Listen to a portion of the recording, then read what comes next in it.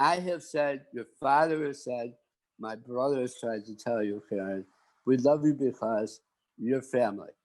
We don't see you as the black niece. And I don't know what else to say. I don't know if that bothers you that we don't, or we do understand clearly you had, you know, somewhat, you had a black upbringing experience going through life because your skin is darker and you're half white, half black. We don't look at you that way. I don't even look at my black friends as being black. They're my friends. You know, I have some very close friends who, you know, when I was sick, they were the ones who were calling me every day when I was in the hospital and I was going through cancer treatments. And they're my friends. That's all I know. And it, in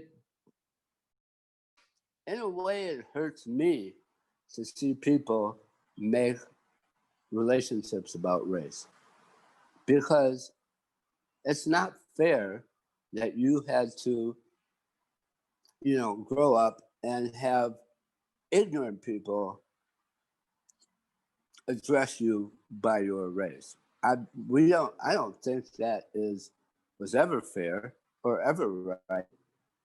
I think it's kind of detestable and ignorant, really. I think it's ignorant. And that's not how I want to have a relationship with you. That's not how I don't, you know. Am I making sense? I don't know. I'm pontificating. To some extent, you are making sense, but also at the same time, you're saying the things that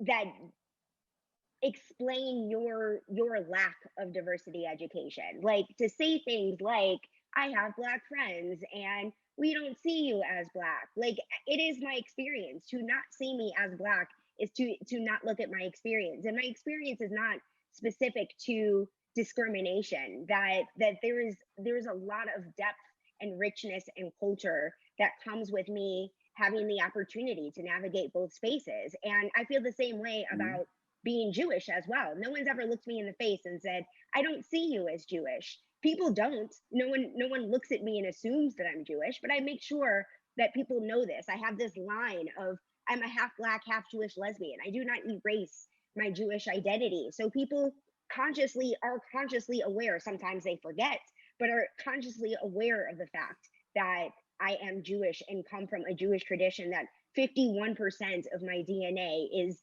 Ashkenazi Jewish, that is acknowledged. And so this is why the conversation is important, that what unity and civility involves is having challenging conversations, and me really sort of calling you to task for you to be clear, for you to understand that even the fact that you look at my Black experience as something that comes along with discrimination, it's the absence of my voice in our school system and in our government and in the people who define and create the structures. If people are not ensuring that diverse voices are included, then our voices are not being represented, and they're not being addressed, and our stories are not being told. And each one of us is being negatively affected by not having an opportunity to hear these stories. So that's the point of these conversations, so that we can have them all out on the open. Even though I don't really want to go into politics, there are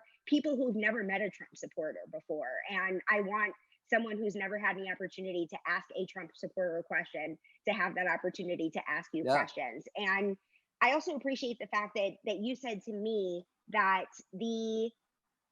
you called me on the fact that at our last event, looking at our Spirit Uncensored events, that I had only invited people on who think the way that I do.